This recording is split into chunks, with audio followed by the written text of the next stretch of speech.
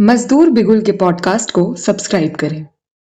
इस एपिसोड में हम दिसंबर 2025 के संपादकीय अग्रलेख को सुनने जा रहे हैं। लेख का शीर्षक है चार लेबर कोड मजदूरों कर्मचारियों के अधिकारों पर सबसे बड़ा हमला है। अब एक दिवसीय हड़तालों की रस्म अदायगी का वक्त नहीं रहा। सभी मजदूरों कर्मचारियों, केंद्रीय ट्रेड यूनियन फेडरेशनों व स्वतंत्र यूनियनों का आह्वान, अनिश्चितकालीन आम हड़ताल के लिए एकजुट हो। अपने तीसरे कार्यकाल के दौरान मोदी सरकार खुलकर उन सभी कार्यभारों को पूरा कर रही है जिनके लिए देश के पूंजीपति वर्ग ने सत्ता की कमान उसके हाथ में सौंपी थी। आर्थिक मंदी से बिलबिलाया हुआ पूंजीपति वर्ग लंबे समय से धंधे की आजादी के लिए किलबिला रहा था। वही आजादी मोदी सरकार ने चार लेबर कोड की शक्ल में मालिकों और पूंजीपतियों को बतौर सौगात थमाई है। देश के करोड़ों मजदूरों कर्मचारियों की बदहाल जिंदगी को और भी तबाह करने वाले चार खतरनाक लेबर कोड मोदी सरकार पिछले महीने लागू कर चुकी है।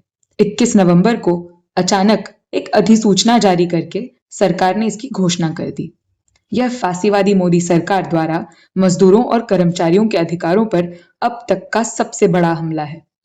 इस घोषणा के कुछ ही दिनों बाद मोदी सरकार ने इस देश के ग्रामीण व खेतीहर मेहनतकशों पर एक हमला बोल दिया।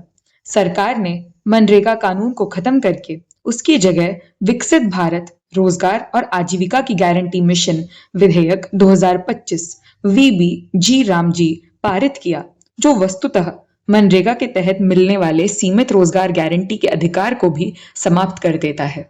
केंद्र सरकार की कानूनी व वित्तीय जवाबदेही को अति सीमित बना देता है और वास्तव में धनी किसानों व खेतीहर पूंजीपति वर्ग को सस्ती दरों पर मजदूर मुहैया करवाने का नया कानूनी औजार प्रदान करता है। मनरेगा को समाप्त कर इस नए कानून के तहत कृषि के पीक सीजन में 60 दिनों के कार्य निषेध यानी ब्लैकआउट फेज का प्रावधान किया गया है। यह कदम यही दिखलाता है कि धनी किसानों समेत पूरे पूंजीपति वर्ग की लॉबी की लंबी समय से चली आ रही मनरेगा कानून को खत्म करने की मांग की तामील मोदी सरकार ने की है।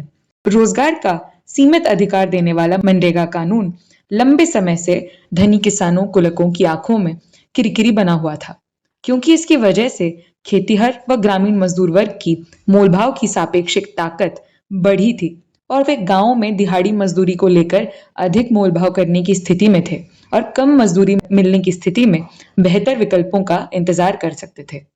अब नए कानून के आने के बाद ग्रामीण सर्वहारा की पहले से ही आरक्षित स्थिति और भी बदतर हो जाएगी। बहरहाल मोदी सरकार इन तमाम कदमों को सुधार के तौर पर पेश कर रही है।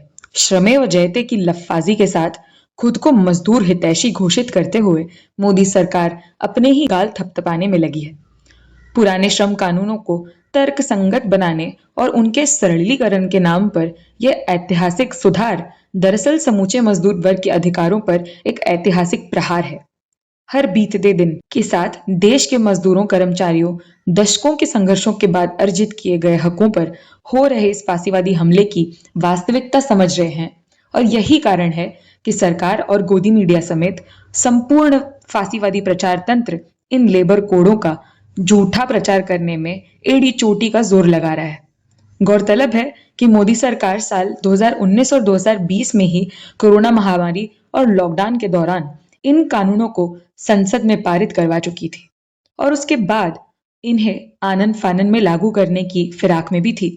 लेकिन 2024 लोकसभा चुनाव में 400 पार के गुब्बारे की हवा निकलने के बाद और नीतीश कुमार और चंद्रबाबू नायडू की बैसाखियों के सहारे सत्ता में तीसरी बार वापसी के बाद मोदी सरकार कुछ वक्त तक फूंक फूंक कर कदम रख रही थी और लेबर कोड के लागू होने में देरी के पीछे राज्य सरकारों द्वारा नियम बनाए जाने में देरी का हवाला दे रही थी।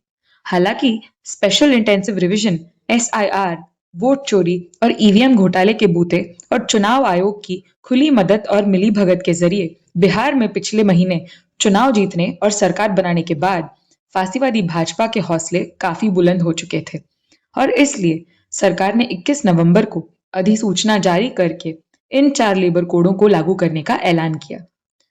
29 केंद्रीय ट्रेड कानूनों को खत्म कर जिन चार लेबर कोडों को लाया गया है वे हैं मजदूरी पर संहिता 2019, द कोड ऑन वेजेस, व्यावसायिक सुरक्षा, स्वास्थ्य और कार्यस्थितियों पर संहिता 2020, the occupational safety, health and working conditions code, सामाजिक सुरक्षा पर संहिता 2020, the code on social security व औद्योगिक संबंधों पर संहिता 2020, द इंडस्ट्रियल रिलेशंस कोड।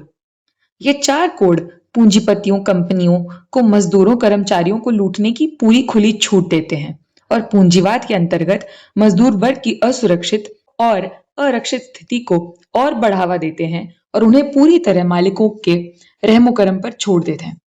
साथ ही मजदूर अपने अधिकारों की रक्षा के लिए संगठित भी ना हो पाए, इसका पक्का इंतजाम भी 4 लेबर कोड में किया गया है।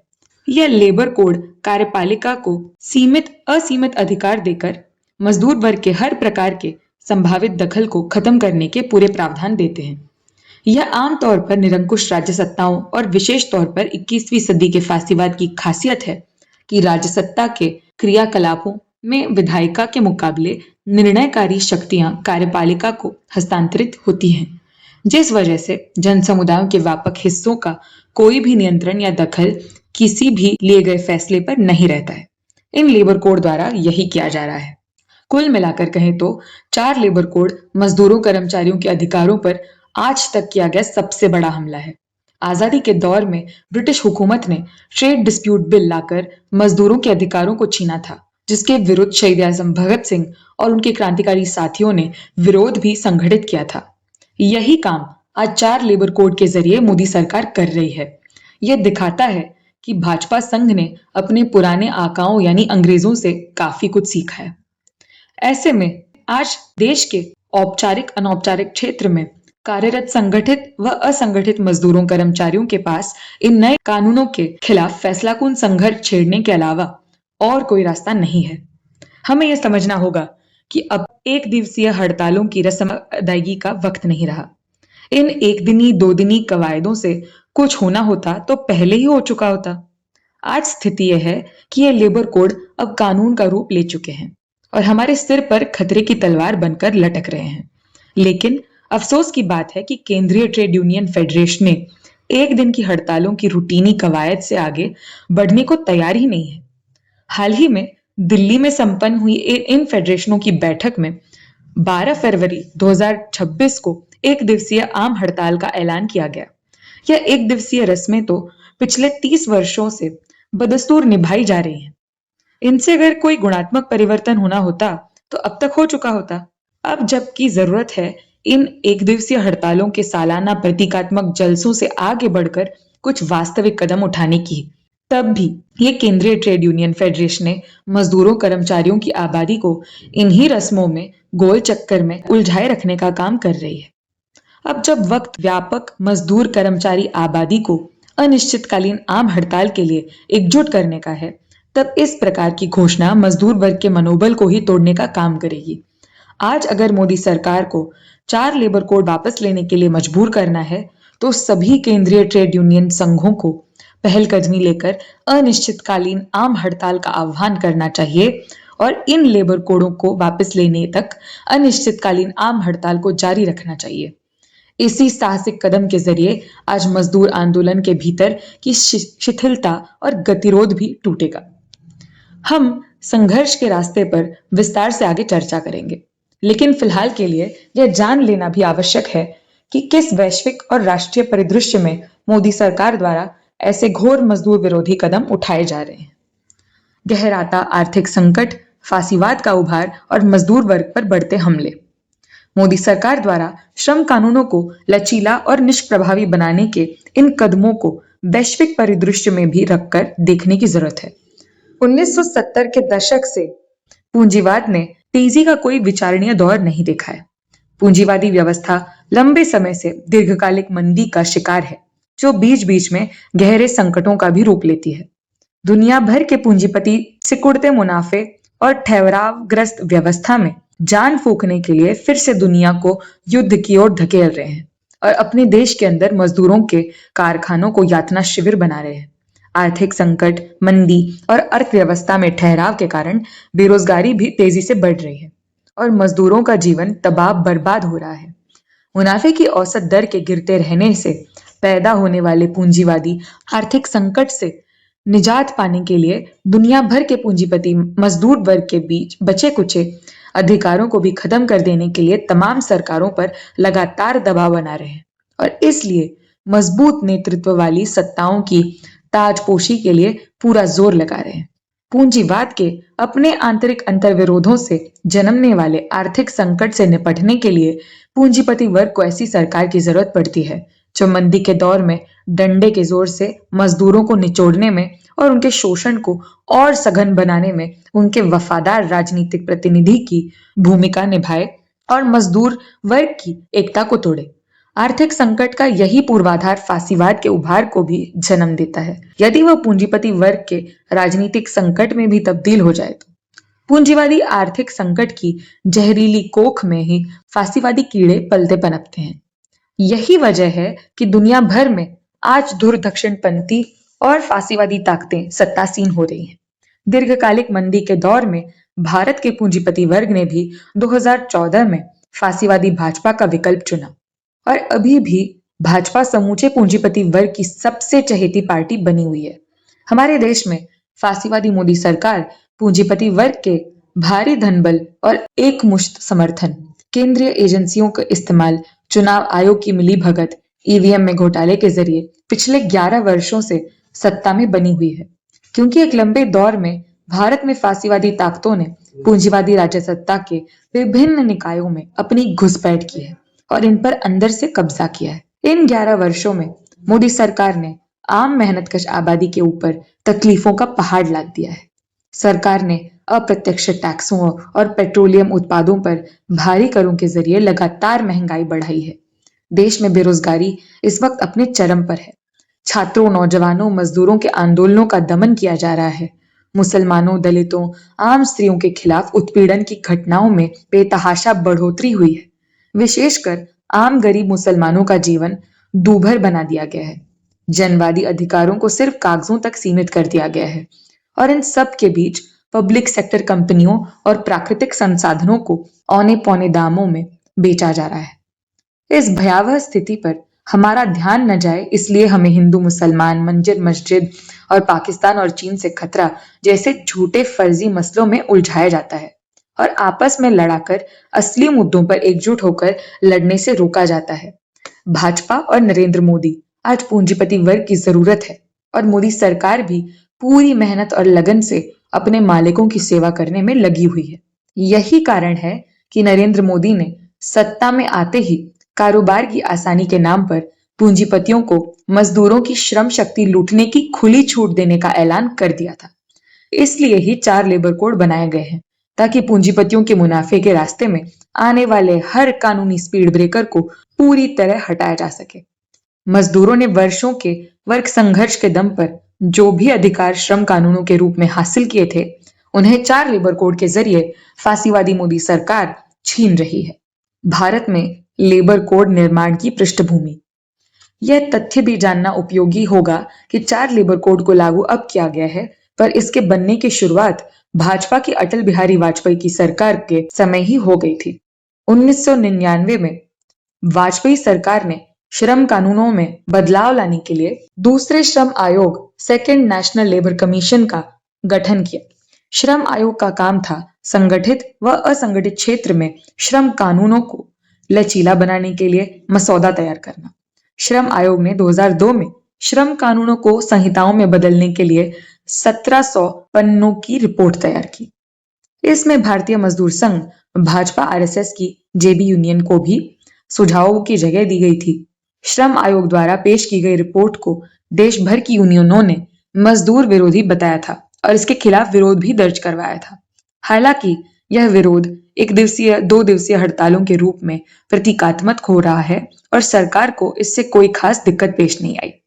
इसके बाद 2004 के चुनाव में भाजपा की हार के बाद श्रम आयोग की रिपोर्ट को कांग्रेस सरकार ने तात्कालिक तौर पर ठंडे बस्ते में डाल दिया। लेकिन यह कहना भी गलत होगा कि कांग्रेस व यूपीए सरकार के 2004 से लेकर 2014 तक के कार्यकाल में भी श्रम कानूनों की धज्जियां उड़ाई जाती रही और नव उदारवादी नीतियों को धड़ल्ले से लागू किया जाता रहा। हालांकि यूपीए के पहले कार्यकाल के दौरान कुछ कल्याणकारी योजनाओं और कानूनों को भी लागू किया गया ताकि मजदूर वर्ग के असंतोष पर कुछ ठंडे छींटे डालने का काम भी हो सके। जाहिरा तौर पर यह कल्याणवाद पूंजीपति वर्ग को गवारा नहीं था और इसलिए उन्होंने फांसीवादी भाजपा के विकल्प को एक बार फिर गंभीरता से लेना शुरू किया।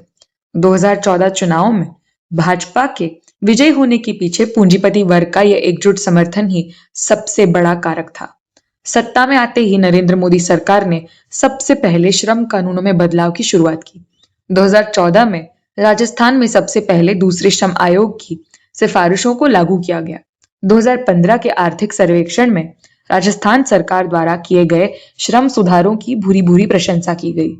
गौरतलब है कि राजस्थान सरकार ने ठेका मजदूर कानून की सीमा 20 से बढ़ाकर 50 मजदूर कर दी थी।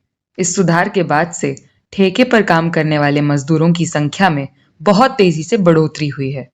जहां 2014 से 15 में ठेका मजदूरों की संख्या कुल मजदूरों की 39.1% थी, वहीं 2016 से 17 में बढ़कर 42.5% हो गई। यही नहीं, इन सुधारों के लागू होने के बाद राजस्थान में बेरोजगारी की दर भी तेजी से बढ़ी। जुलाई 2019 में जब देश में बेरोजगारी की दर 7.5% थी, वहीं राजस्थान में बेरोजगारी की दर 10.6% थी। यानी श्रम सुधारों से मजदूरों का जीवन और भी ज्यादा असुरक्षित हो गया। मोदी सरकार इसी राजस्थान मॉडल को पूरे देश में लागू करना चाह रही थी। 2014 से 19 के कार्यकाल में ही 29 श्रम कानूनों को समाप्त कर संहिताओं में तब्दील कर देने का काम शुरू कर दिया गया और भाजपा शासित राज्यों जैसे उत्तर प्रदेश, मध्य प्रदेश, हरियाणा, गुजरात व कर्नाटक में इन्हें लागू कर दिया गया। आखिरकार जुलाई 2019 में पहली श्रम संहिता यानी मजदूरी संहिता को संसद द्वारा पारित कर दिया गया। इसके बाद मोदी सरकार ने 2020 में कोविड महामारी के दौर में बाकी तीनों बिल संसद में पास करवाए। इस तरह 4 लेबर कोड अस्तित्व में आए। संसद में पारित होने के बाद से ही मोदी सरकार इसे लागू करने के लिए उतावली थी और आखिरकार 21 नवंबर को चुपके से अधिसूचना जारी कर इसे लागू कर दिया। आइए जरा मोदी सरकार के इन 4 लेबर कोडों को लेकर किए जा रहे खोखले दावों पर भी एक नजर डालते हैं। लेबर कोड को लेकर मोदी सरकार के झूठे दावे और उनकी सच्चाई। फांसीवादी मोदी सरकार लेबर कोड लाने को इस रूप में प्रचारित कर रही है कि इसके लागू होने के बाद मजदूरों की जिंदगी स्वर्ग हो जाएगी। सरकार व गोदी मीडिया द्वारा 4 लेबर कोड को स्वतंत्र भारत में मजदूरों के लिए किया गया सबसे बड़ा सुधार बताया जा रहा है। सोशल मीडिया से लेकर टीवी, अखबार तक लेबर कोड की प्रशंसा व सरकारी प्रचार से भरे पड़े हैं। मोदी सरकार को यह इसलिए भी करना पड़ रहा है कि मजदूरों, कर्मचारियों की एक बड़ी आबादी इस बात को समझ रही है कि ये मजदूर विरोधी और पूंजी परस्त नए कानून उनके लिए कितने खतरनाक हैं। आइए इन झूठे दावों की असलियत जानते हैं। पहला झूठ, संगठित व असंगठित क्षेत्र के 50 करोड़ मजदूरों को न्यूनतम वेतन मिलेगा। सच्चाई यह है कि मोदी सरकार न्यूनतम वेतन की कानूनी व्यवस्था को खत्म करने की फिराक में है। न्यूनतम मजदूरी के स्थान पर फ्लोर लेवल मजदूरी की अवधारणा पेश की गई है, जो कि न्यूनतम मजदूरी से बेहद कम है। फ्लोर लेवल मजदूरी की बात सीधे सीधे मजदूरों, कर्मचारियों के न्यूनतम मजदूरी के कानून अधिकार के खिलाफ जाती है और ऐसे किसी भी अवधारणा को सिरे से खारिज कर देना चाहिए। फ्लोर लेवल मजदूरी की बात जानबूझकर इन नए कोडों में डाली गई ताकि किसी भी मालिक या नियोक्ता के लिए न्यूनतम वेतन देने को बाध्यताकारी न बनाया जा सके। यानी अब मजदूरी फ्लोर लेवल के आधार पर तय होगी, जो औसत मजदूरी से बेहद कम है। सरकार द्वारा प्रतिदिन के लिए तल स्तरीय मजदूरी 178 रुपए तय की गई है। यानी इस न्यूनतम मजदूरी के हिसाब से महीने में 26 दिन काम करने वाली की मासिक मजदूरी होगी महज 4,628 रुपए। इसके अनुसार जिन राज्यों में न्यूनतम वेतन सापेक्षिक तौर पर अधिक मिलता है, वहां भी अब से कम करने के दरवाजे खोल दिए गए हैं। अगर फ्लोर लेवल पर मजदूरी दी जाएगी, तब दिल्ली, केरल, तमिलनाडु जैसे राज्यों में वेतन कम कर दिया जाएगा, जहां वेतन अन्य राज्यों की तुलना में अधिक है। इसके अलावा मजदूरी की परिभाषा के अंतर्गत केवल मूल या आधार वेतन बेसिक पे को शामिल किया गया है। हर प्रकार के भत्तों को वेतन की परिभाषा से बाहर रखा गया है। दूसरा झूठ, नए कोडों के जरिए पहली बार सभी श्रमिक कानूनी दायरे और सुरक्षा के अंतर्गत आएंगे। सच्चाई यह है कि चारों श्रम संहिताएं एक बहुत बड़ी श्रमिक आबादी को कानूनी दौर से बाहर धकेल रही हैं, जो पहले श्रम कानूनों के अंतर्गत आते थे, क्योंकि नए कोडों के अंतर्गत कानूनी सुरक्षा के तहत आने की सीमा को ही मनमाने ढंग से व्याख्यायित किया गया है। मसलन OHS संहिता केवल उन्हीं कारखानों में लागू होगी जहां 20 से ज्यादा मजदूर काम करते हो और जहां बिजली का प्रयोग होता है, या जहां 40 या ज्यादा मजदूर काम करते हो और जहां बिजली का प्रयोग नहीं होता है। 2017-18 के एनुअल सर्वे ऑफ इंडस्ट्री के अनुसार 47.1% कारखाने ऐसे हैं जहां 20 तक मजदूर काम करते हैं। 33.8% कारखानों में 20 से लेकर 99 मजदूर काम करते हैं। इसके अनुसार देखा जाए तो मजदूरों की एक बहुत बड़ी आबादी इस कानून के दायरे से ही बाहर हो जाएगी।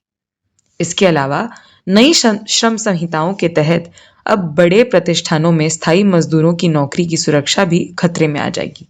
पुराने औद्योगिक विवाद अधिनियम के अंतर्गत 100 या 100 से अधिक मजदूरों वाले प्रतिष्ठानों में ले ऑफ, छटनी और तालाबंदी के लिए सरकार की अनुमति लेनी पड़ती थी। नई संहिता में इस सीमा को बढ़ाकर 300 मजदूरों तक कर दिया गया है।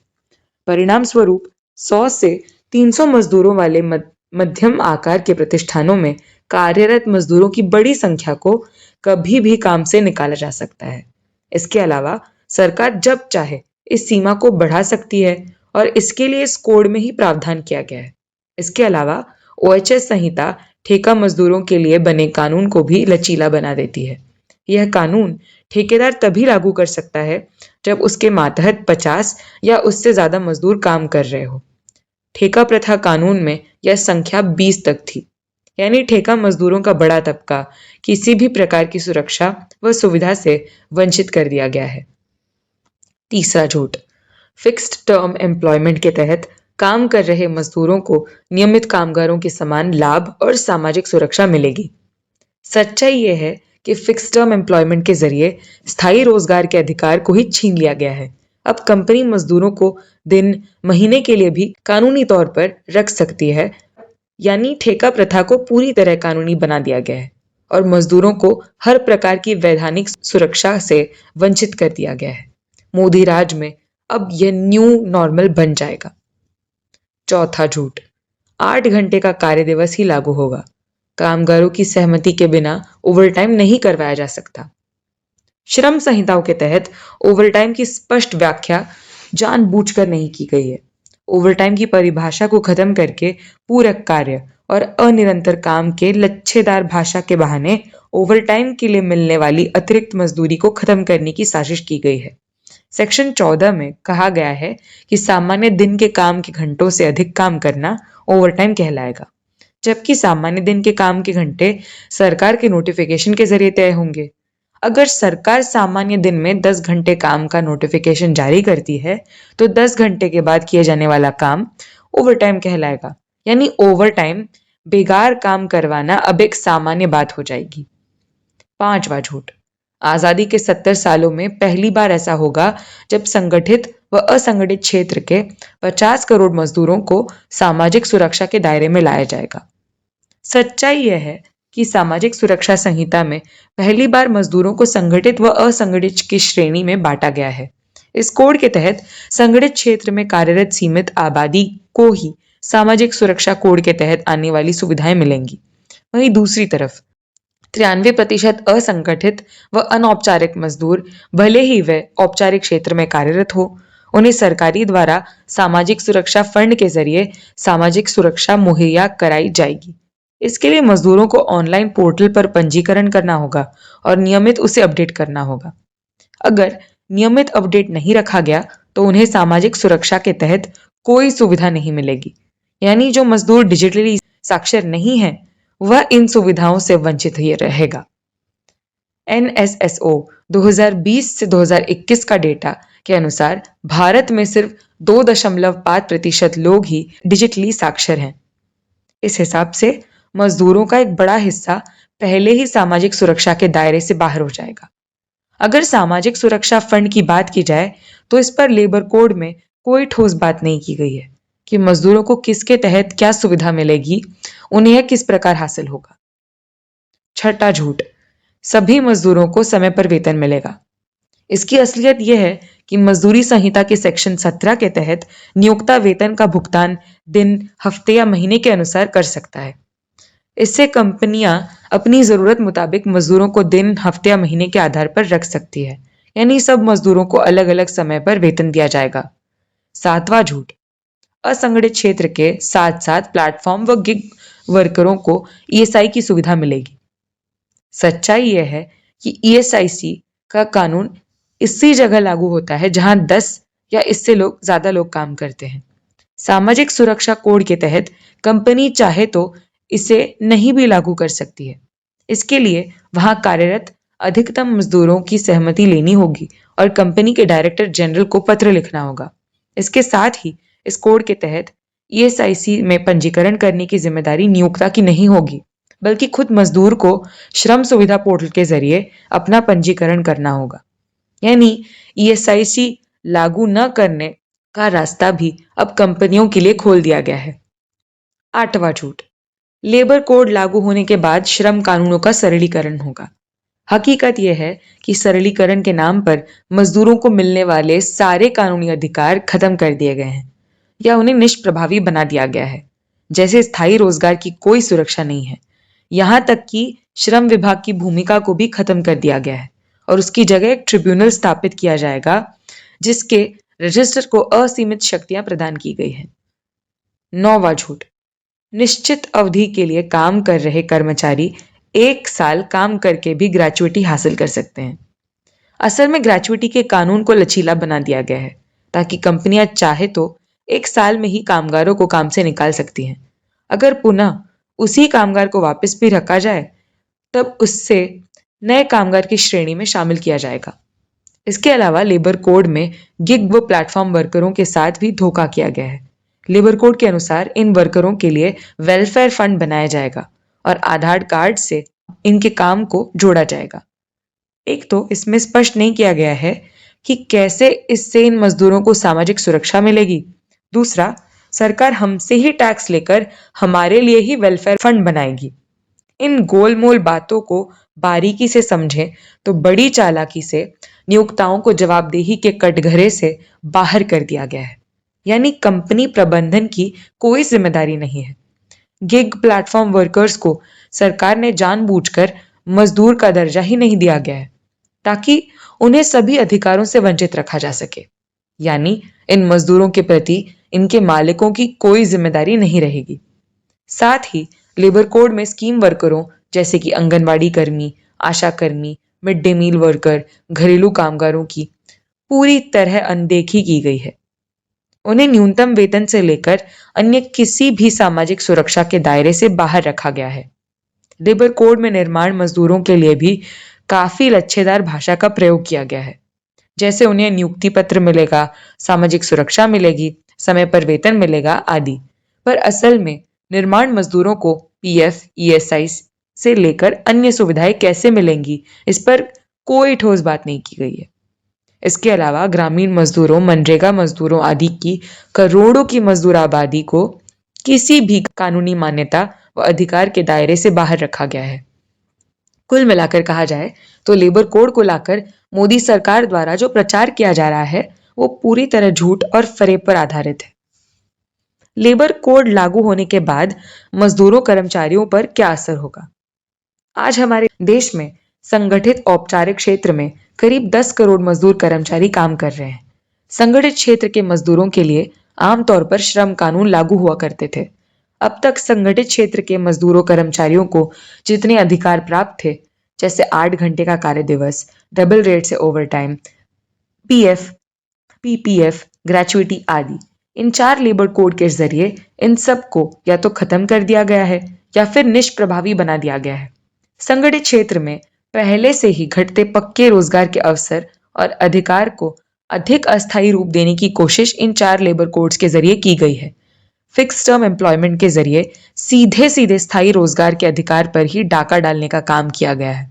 दरअसल मोदी सरकार की मंशा संगठित क्षेत्र के मजदूरों कर्मचारियों के हालात को भी असंगठित क्षेत्र के मजदूरों जैसे आरक्षित बना देने की है, ताकि पूंजीपतियों को ईज ऑफ डूइंग बिजनेस धंधा करने में आसानी का अधिकार दिया जा सके। संगठित क्षेत्र पहले से ही सिकुड़ता जा रहा है।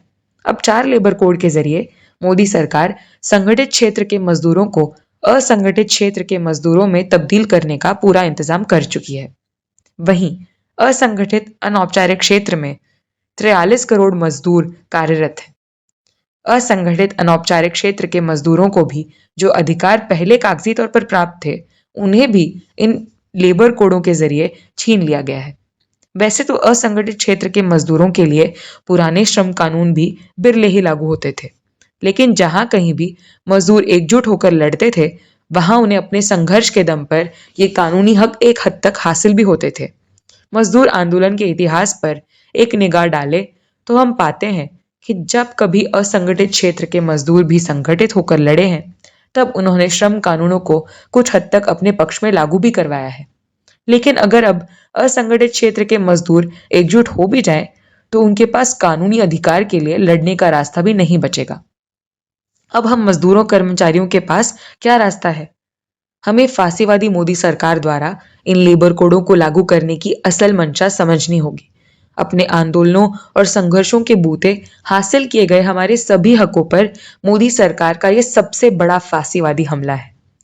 यह मजदूरों कर्मचारियों की पूरी मेहनतकश आबादी को गुलामों में तब्दील करने की फांसीवादी कवायद है कि 4 लेबर कोड पूंजीपति वर्ग को मजदूरों का शोषण करने की पूरी कानूनी आजादी देता है और मजदूर वर्ग अपने हकों की हिफाजत भी ना कर पाए, इसका भी पुख्ता कानूनी इंतजाम करते हैं।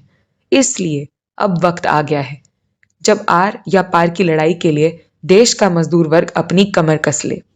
ये वक्त है कि भारत की सभी संगठित व असंगठित मजदूर कर्मचारी एक साथ संगठित होकर लड़े और फांसीवादी मोदी सरकार के इस हमले का संगठित होकर जवाब दें। यह वक्त है जब सभी केंद्रीय ट्रेड यूनियनों, संघों, जाहिरा तौर पर बीएमएस को छोड़कर, जो इस वक्त भी मोदी सरकार के सुर में सुर मिला रही है, वह कंपनियों, पेशों आदि की यूनियनों को अपने आपसी मतभेद बुलाकर एक साथ आना चाहिए। सबको एक साथ मिलकर अनिश्चितकालीन आम हड़ताल का आह्वान करना चाहिए और इन लेबर कोड्स को वापस लेने तक अनिश्चितकालीन आम हड़ताल को जारी रखना चाहिए। आज इससे कम कोई भी कदम मोदी सरकार और मालिकों पूंजीपतियों के हौसले को और बुलंद करेगा और उनको अपने मंसूबों में पूरी तरह से कामयाब होने देगा। आज सभी केंद्रीय ट्रेड यूनियन फेडरेशनों को इस निर्णायक कदम को उठाने के लिए तत्काल पहल देनी होगी। बैंक, रेलवे, बीमा, डाक, परिवहन समेत सरकारी व निजी सेक्टरों के संगठित मजदूरों कर्मचारियों में इन फेडरेशनों से जुड़ी यूनियनें मौजूद हैं। अगर ये चाहे तो मोदी सरकार के इस हमले को बिल्कुल रोका जा सकता है, लेकिन इसके लिए एक दिवसीय हड़तालों की रस्म अदायगी से आगे बढ़ना होगा। अनिश्चितकालीन आम हड़ताल का आह्वान ही निर्णायक कदम है जिसके द्वारा मोदी सरकार को घुटने पर लाया जा सकता है। यही समय है मोदी सरकार को मजदूरों की ताकत का एहसास कराने का और मजदूरों के सबसे बड़े हथियार अनिश्चितकालीन आम हड़ताल के इस्तेमाल करने का। अब तक यह बात होती थी कि इस हथियार के को बड़े मौके में प्रयोग करेंगे। अब इससे बड़ा कोई मौका भारत के मजदूर वर्ग के लिए नहीं हो सकता। अब 1 मिनट भी और इंतजार नहीं कर सकते। पानी सिर से ऊपर जा चुका है। अब हर साल की तरह 1-2 दिनी हड़ताल की रस्म अदायगी का वक्त नहीं रहा और न इससे कुछ फर्क पड़ेगा। 30 सालों में ऐसी 1-2 दिन की हड़तालें हो रही है। उनसे कोई फर्क पड़ना होता तो बहुत पहले ही पड़ चुका होता। यही कारण है कि ठेकाकरण, अस्थायीकरण बढ़ रहा है और संगठित मजदूरों की संख्या कम होती जा रही है। अब जंतर मंतर या आजाद मैदान में एक दिनी प्रदर्शन का वक्त नहीं रहा। 2020 में इन 4 कोड्स के पारित होने के बाद से भी कई बार एक दिवसीय हड़तालें की गई। उससे क्या फर्क पड़ा? ये चारों कोड्स कानून के तौर पर आज लागू हो चुके हैं। मोदी सरकार को 4 लेबर कोड वापस लेने के लिए मजबूर करना है तो मजदूर कर्मचारी आबादी को अनिश्चितकालीन आम हड़ताल के लिए एकजुट करना होगा। इसके लिए केंद्रीय ट्रेड यूनियनों व संघों को पहलकदमी लेनी पड़ेगी, क्योंकि अभी भी उनके पास ही संगठित मजदूरों कर्मचारियों की ताकत सबसे ज्यादा है। लेकिन अगर अब भी केंद्रीय ट्रेड यूनियन फेडरेशनें एक दिनी हड़ताल करके अपना दायित्व निर्वाह कर लेंगी तो यह बात भी स्पष्ट हो जाएगी कि उनका मजदूरों कर्मचारियों के हितों से कुछ लेना देना नहीं है और मोदी सरकार के साथ मिलकर मजदूर वर्ग पर इस हमले को अंजाम देने की कार्यवाही में भी वह बराबर जिम्मेदार होगी। सच तो यह है कि ये केंद्रीय ट्रेड यूनियनें अगर अनिश्चितकालीन आम हड़ताल का आह्वान करें तो पूरे देश के मजदूर कर्मचारी और स्वतंत्र यूनियनें उनके साथ खड़ी होंगी। हम संगठित क्षेत्र के मजदूर कर्मचारी साथियों से कहेंगे कि वे जरूर अपनी यूनियन में इस पर बात करें, अपने यूनियन नेतृत्व से तत्काल इस दिशा में कदम बढ़ाने के लिए कहे। अगर हम अब भी इसमें देर करेंगे और केवल एक दिवसीय प्रतीकात्मक हड़तालों तक हड़ताल के अमोघ अस्त्र की ताकत को सीमित कर देंगे तो मजदूरों कर्मचारियों को खुद को और आने वाली पीढ़ी को गुलामी के लिए तैयार कर लेना चाहिए। पहले ही इस काम में बहुत देर हो चुकी है। अनिश्चितकालीन आम हड़ताल ही वह अचूक शस्त्र है जिसका इस्तेमाल करके आज फांसीवादी मोदी सरकार को अपने कदम पीछे हटाने के लिए मजबूर किया जा सकता है। आप तत्काल अपने यूनियन नेतृत्व पर इस दिशा में ठोस कार्रवाई के लिए दबाव बनाएं। हम असंगठित क्षेत्र के मजदूर साथियों से भी कुछ जरूरी बातें साझा करना चाहते हैं।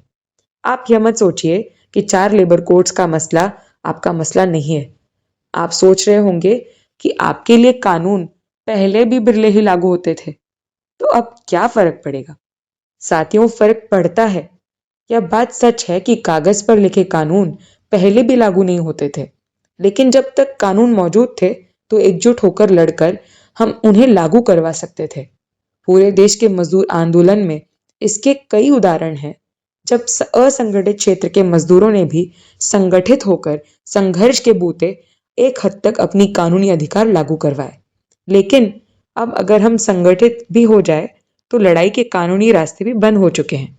इसलिए इन नई श्रम संहिताओं के जरिए हमारे संगठित होकर संघर्ष करने के अधिकार पर भी हमला किया जा रहा है और हमारी स्थिति को और भी आरक्षित बनाया जा रहा है। मालिकों, पूंजीपतियों को हमारा शोषण करने का कानूनी अधिकार देकर हमें हमेशा कच्चे कर्मचारी या मजदूर के तौर पर ही खटने के लिए छोड़ दिया गया है। 4 लेबर कोड लागू होने के बाद अब कागजों पर लिखे कानूनी अधिकार भी नहीं रहे।